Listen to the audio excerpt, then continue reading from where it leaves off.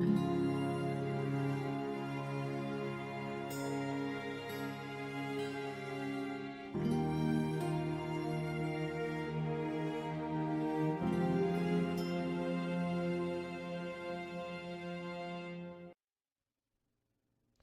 amigos, amigas.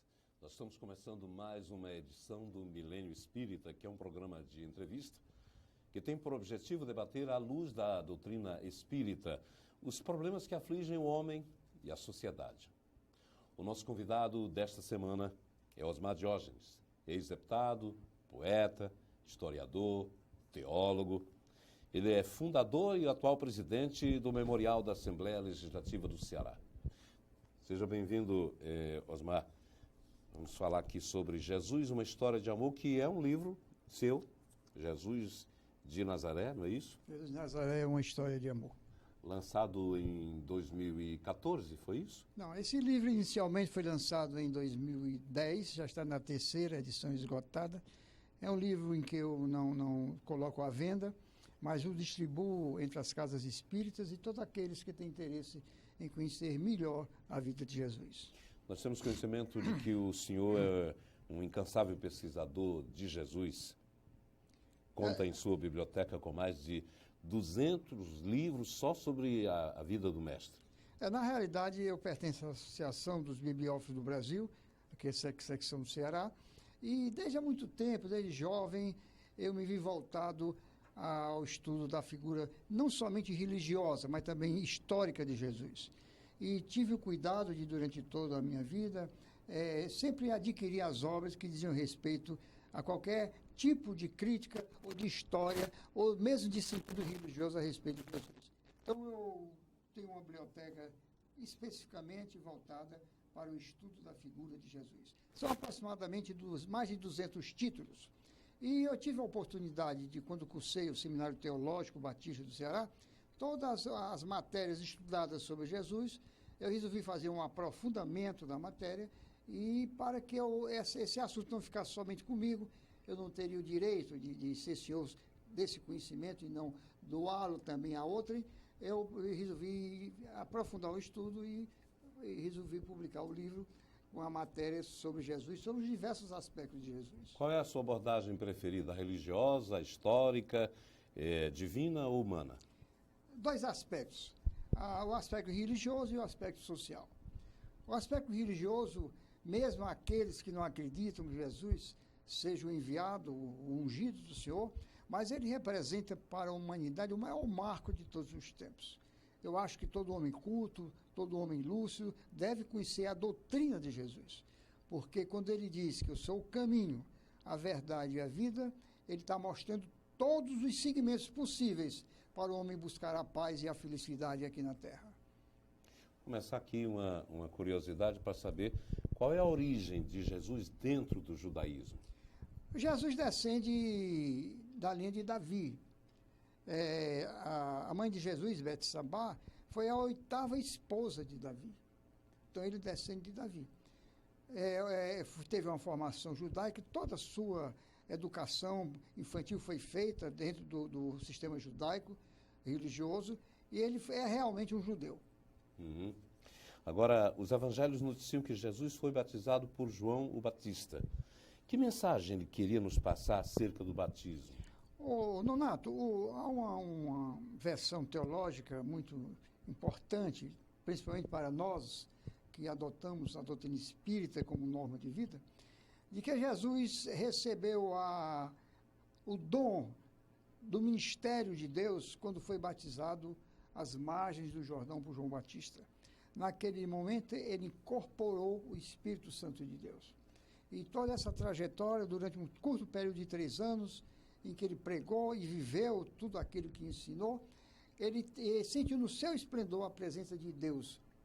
E quando há um momento, já no final de sua vida, no quadro da crucificação, quando ele terminou de cumprir o seu ministério, que lhe foi dado por Deus, há uma frase que muitos interpretam como um momento em que o Espírito de Deus, após cumprir todas as suas metas com Jesus, despediu-se do mundo ao dizer: Pai, por que me abandonaste? Naquele momento ele voltou à sua condição inteira de ser humano. Mas durante todo esse período, segundo alguns autores, ele realmente representava a presença de Deus entre os homens. A vinda dele já foi predita por profetas do judaísmo? Já, Nonato, mas dentro de uma concepção, há uma dupla concepção sobre Jesus dentro do judaísmo. Primeiro, no que diz respeito à fé judaica. Haveria de vir alguém para libertar o povo judeu da escravidão, um povo sempre escravo, o enviado, o Messias. Mas também a concepção maior daquele povo sumamente pragmatista do judeu é de que ele viria como um grande chefe militar para fazer com que o povo judeu conseguisse a sua libertação do jugo romano. Então, a decepção do povo judeu na época de Jesus foi muito grande, porque não foi o general, o grande mestre de guerra que veio ao mundo, mas o homem simples, o homem bondoso, o perdoador, um pai compreensivo que veio pregar a verdadeira concepção que Deus fez o homem irmão do homem. Está lá entre nós a verdadeira fraternidade universal. Foi esse, então, o fator essencial para que ele não fosse creditado como Messias? Ele não aceitava. Na época de Jesus, eram muitas as pessoas que se apresentavam como o Jesus. O Jesus era o nome de Jesus.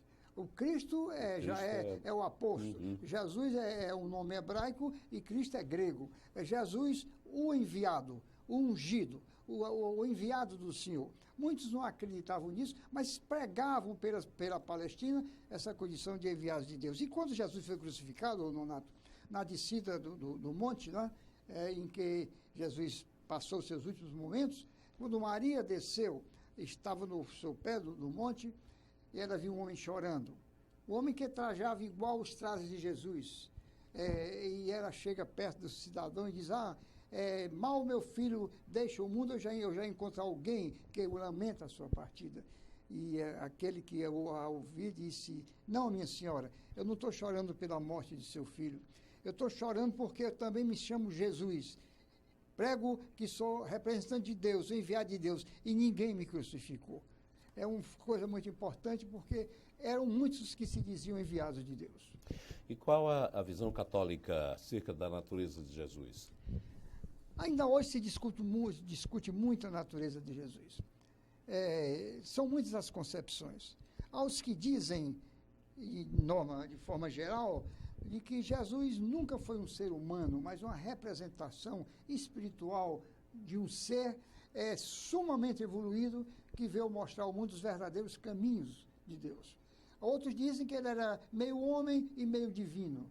Há outros que atestam que ele era um ser humano que só recebeu a graça de Deus, o ministério de Deus, quando foi batizado por João Batista. Então, essas concepções, depois de 2000 anos, ainda existem. E, recentemente, há uns 5 anos, uma grande igreja evangélica subdividiu-se porque os pastores não conseguiram chegar a um ponto igual sobre a concepção da natureza de Jesus. Então, essa natureza de Deus, na nossa concepção, ele é aquele que Deus enviou ao mundo para trazer a grande mensagem de amor e dizer a todos que Deus é Pai. Não é aquela figura que o judeu pregou durante toda a vida e ainda prega. Não é só o Deus dos judeus. Deus vingativo, né? É o vingativo, o general, aquele que combatia à frente dos exércitos. Não, Deus é o Pai perdoador, é o misericordioso, é aquele que oferece realmente ao homem a oportunidade de conhecer as belezas do amor fraterno, do verdadeiro amor divino. Ainda hoje prevalece a tese do corpo fluídico de Jesus também, não é isso? Exatamente, aquele encontro dos Emaús, no caminho dos Emaús, Jesus se apresentou, esteve entre as pessoas que ali estavam. Dizem muitos que não era o corpo físico material, mas era o corpo espiritual. Dá para explicar para os nossos telespectadores o que vem a ser essa visão fluídica? É a emanação do Espírito? Olha, dentro da doutrina espírita nós entendemos e verificamos a possibilidade de uma projeção do corpo humano que dá todas as aparências de um ser comum. Mas, na realidade, ele não é matéria. Ele é uma concepção espiritual, ou perispiritual, eu diria melhor. Então, não é um ser humano comum. É uma representação espiritual de um ser humano. Vamos falar dos evangelhos. São 4 evangelhos. E o que representa para a sociedade humana a importância dele? Foram todos escritos originalmente no grego? Nonato, os evangelhos, há uma ampla discussão sobre os evangelhos. A época de Jesus, pelo menos logo depois de sua aparição, de seu ministério, pelo menos uma média de 68 a 70 evangelhos se representavam junto às comunidades cristãs. Quando houve o Conselho de Nicéia, no primeiro conselho, em 328, e Constantino, então, queria uma base política de sustentação em Roma, ele pensou em sintetizar a religião, aquela religião que deu a ênfase à sua vitória, na sua concepção. Ele queria conceber o principal daquela religião e convocou uma assembleia de grandes personalidades religiosas da época para que se descobrissem quais são os evangelhos verdadeiramente que expressavam a vontade de Deus, a palavra de Deus. E 3 concepções, Nonato. Reuniram-se numa sala, num cenáculo, e sobre uma mesa colocaram 68 evangelhos e ao lado um altar.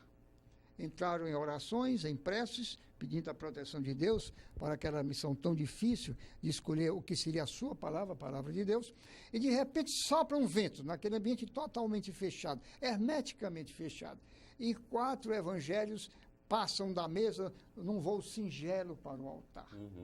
A segunda concepção é que o mesmo fato aconteceu e que os evangelhos verdadeiros, aqueles que passariam a ser aceitos, aqueles que Deus que expressou o seu pensamento, ficaram em cima da mesa e os outros caíram no chão.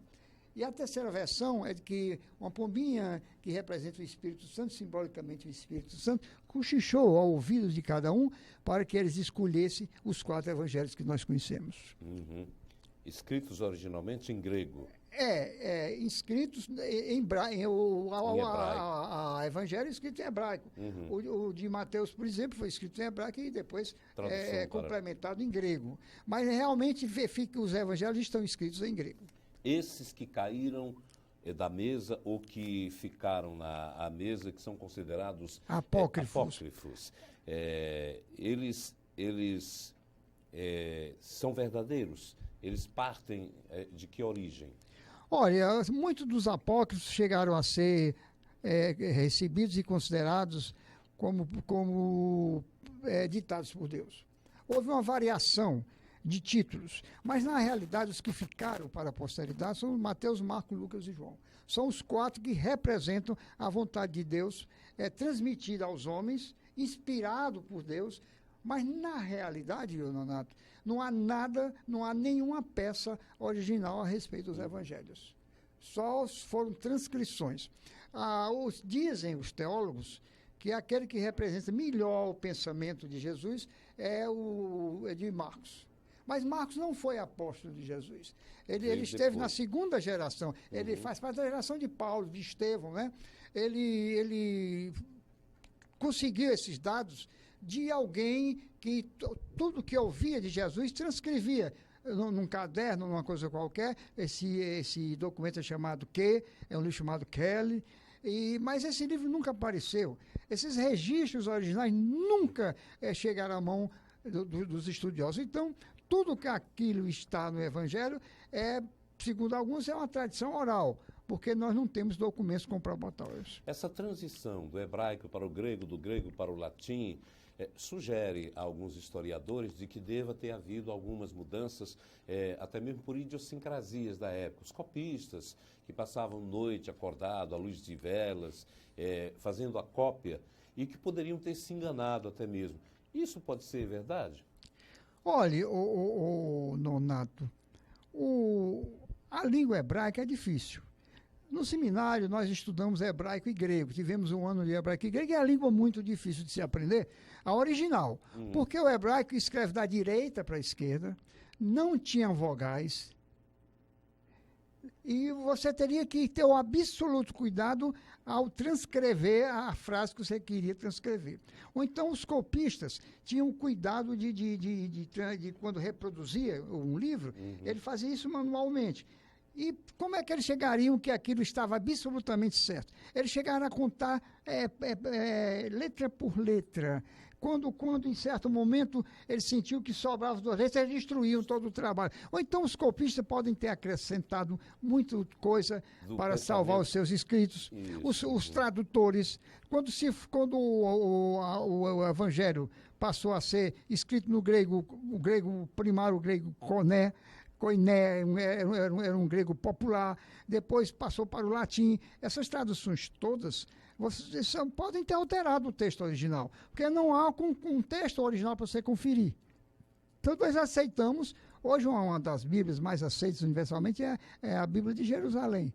É aquela que melhor, segundo os estudiosos, mostra o verdadeiro sentido das mensagens de Jesus. Pois é, fala das mensagens de Jesus, e a gente está conversando aqui com Osmar Diógenes, ex-deputado, poeta, historiador, teólogo, fundador do Memorial da Assembleia Legislativa do Ceará, e tem esse livro que é Jesus de Nazaré, uma história de amor, que vocês podem conseguir junto a alguma unidade espírita aqui de Fortaleza. Na Casa do Caminho. Na Casa do Caminho. Na Casa do Caminho.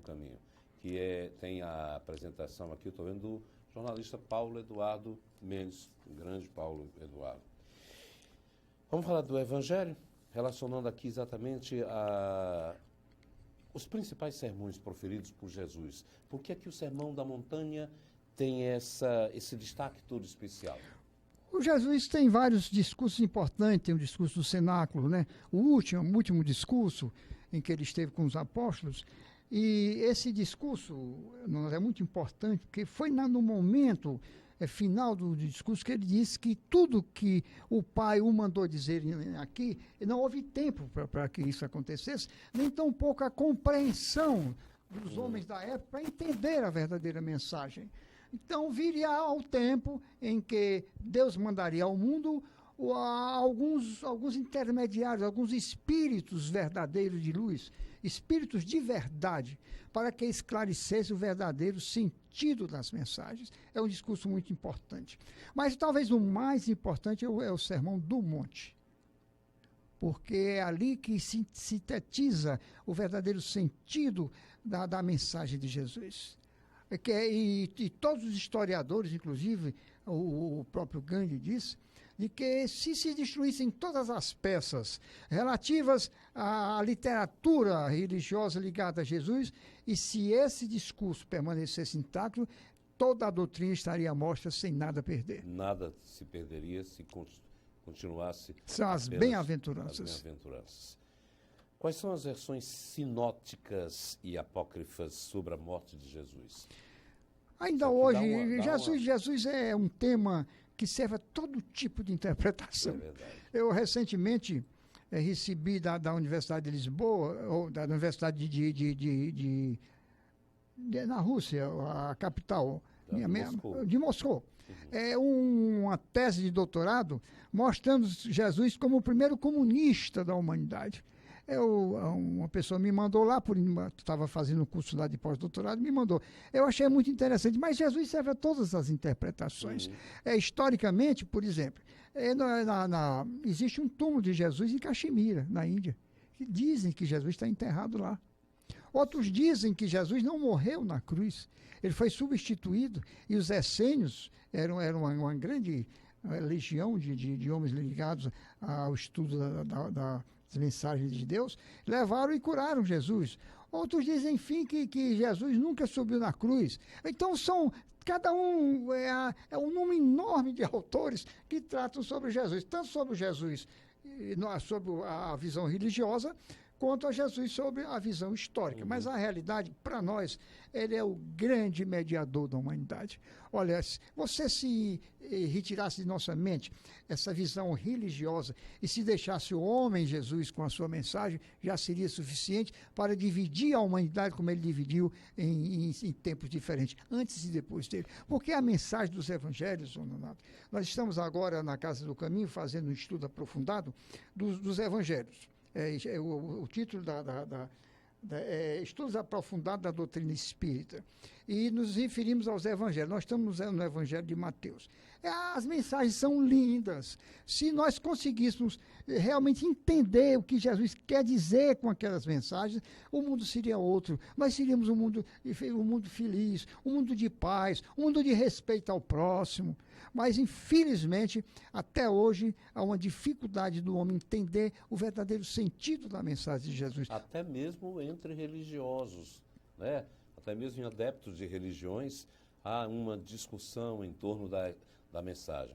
Que a mensagem, na verdade, tem uma pureza e uma simples, mas ao mesmo tempo difícil de ser levada na prática, porque exige do ser humano a abnegação aos valores morais celestiais, não é verdade?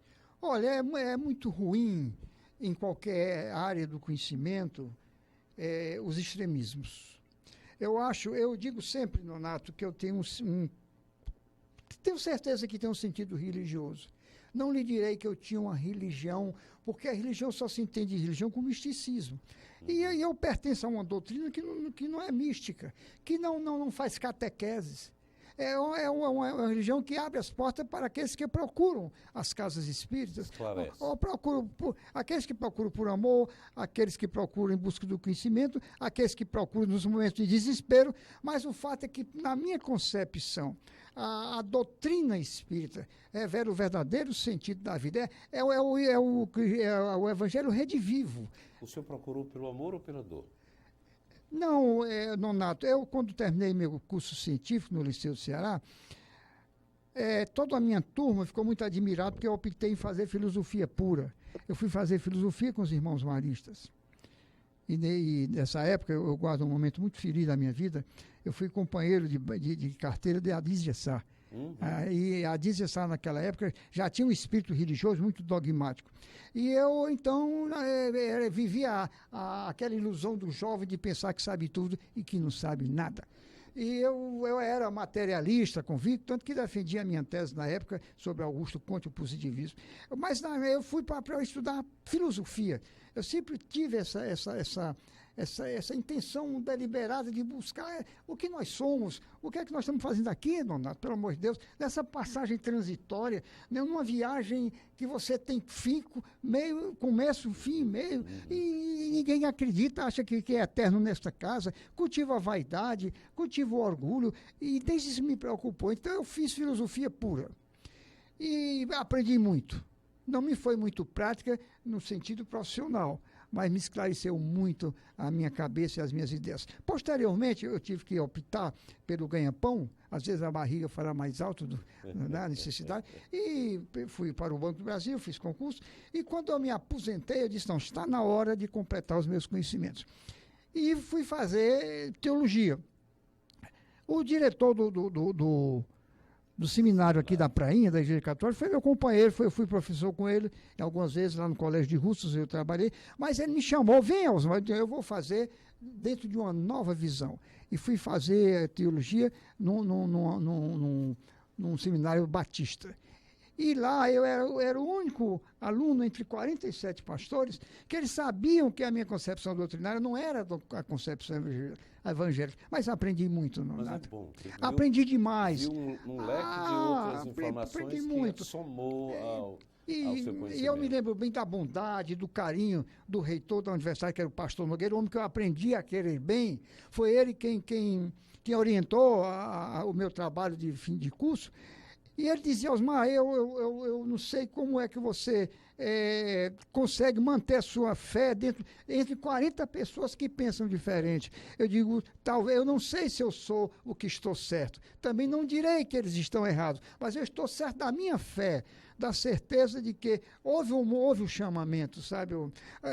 Nós nos preocupamos muito com o tempo cronológico, mas em nossas vidas, Donato, ao chamamento de Deus, de Cristo. Eu fui chamado para buscar o conhecimento. Então, eu nunca vendi um livro. Eu não tenho só esse livro publicado sobre religião. São 27. Eu tenho 27 livros ligados à Assembleia, mas ligado mesmo à religião. Eu tenho Para Entender a Bíblia, os mitos religiosos. Eu tenho 3 livros ligados sobre a religião. E sou muito feliz porque tem uma verdadeira dimensão na vida, a realidade do que eu sou. Eu não tenho ilusões sobre o egoísmo, sobre a riqueza, sobre o poder. Eu todo dia, Nonato, eu sou muito humilde de coração. Procuro ser, né? Porque todos nós caímos a cada momento, estamos tropeçando, né? Mas esse é um momento em que a humanidade está vivendo um período de intolerância e o seu exemplo de convivência junto aos pensamentos diferentes demonstra que há para o espírita essa necessidade de convergência, não é?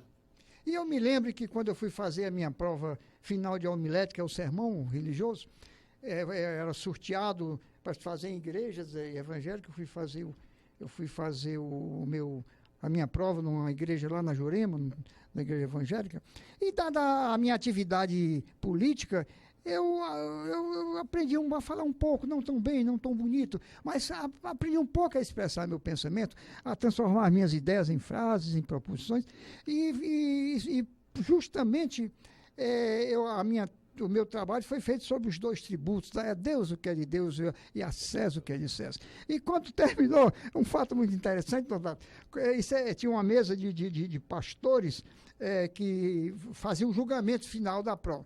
Aí, quando eu terminei, um pastor disse: mas você está pronto para fazer o concílio para pastor? Eu digo: não, eu já sou pastor na minha área, muito obrigado, mas eu vou trabalhar. E desde então eu tenho dado um pouquinho de minha atividade nas casas espíritas. Eu fiz todo um aprendizado no GEB, no Grupo Espírita Paulo Estevam. Há vários anos estou lá na Casa do Caminho e colaboro nos ensinamentos, nos cursos que a casa oferece, e fico muito... É um dia de felicidade para mim, Nonato, o dia que eu vou participar dessas reuniões. A gente volta a falar aqui do pastor das almas, o libertador de almas, que Jesus. Em que sentido se pode entender essa frase nos dias de hoje? O libertador de almas. Nonato, são muitos os que têm a concepção de que a vida termina na morte. A morte é um mero rito de passagem. Abra aí esse livro aí, por favor. No início você vai encontrar um soneto que eu fiz. Visão crística? A visão crística. Nessa visão crística, eu procurei expressar muito esse pensamento. Quer que eu leia, você tem uma voz muito bonita. Eu tenho a certeza, eu posso estar errado, eu não quero convencer ninguém, que nós estamos numa escola de evolução, numa escola de vida. Então, cada etapa desta vida é uma oportunidade que nós temos de melhorar a nossa posição espiritual. E isso é o que me move. Eu não tenho muitas ilusões sobre a morte. Eu digo sempre, Nonato, que Deus me dê a capacidade de morrer com dignidade, com respeito. Porque eu sei que isso é inexorável. Ninguém foge a isso. Então, o que é que eu tenho dentro de mim? Sois um complexo de corpo e alma. Não sabeis que sois o templo de Deus, do Espírito Santo, que Deus habita em vós, essa parcela espiritual. Eu tenho certeza que existe em mim e que não morre, ela permanece. Era noite, tive um sonho, numa cruz lá no Calvário, vislumbrei Cristo Jesus coroado de espinhos. Tinha o corpo macerado a cumprir triste fadário de profecias passadas, ditadas pelo caminho. Do vestir restavam trapos.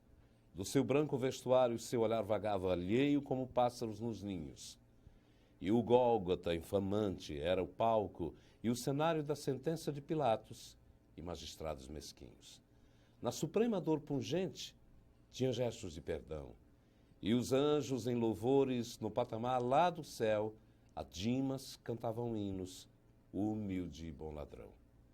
Mas uma lança malvada daquele altar rompe o véu, ferindo-o de forma atroz, calando o seu coração, cumprindo-se a profecia de um santo julgado réu. Osmar Diógenes faz parte desta obra Jesus de Nazaré, uma história de amor, que é belíssimo. Eu já li, considero que o seu conhecimento, a sua passagem por essa convivência tolerante e aprazível junto com outros pensadores, faz com que hoje tenhamos essa criatura de conhecimento do Cristo, essa alma divina que vem nos dar na Terra exemplos da dignidade humana, como a gente lhe vê. Muito bem, Donato. Eu lhe agradeço muito a oportunidade, porque eu me sinto feliz quando o assunto a ser abordado é sobre Jesus. Se a maior bênção que alguém pode ter em vida é ter Deus no coração, é ter um amor no coração. Quando se diz Deus em amor, é porque nós devemos ter Deus no nosso coração. E hoje nós vemos uma humanidade convulsa, uma comunidade bárbara pela falta da presença de Deus. E esse é um político que fala de Jesus e vive a sua prática. A gente agradece a sua vinda aqui. Muito obrigado a você, telespectador que acompanhou o nosso Milênio Espírita. Até o próximo encontro.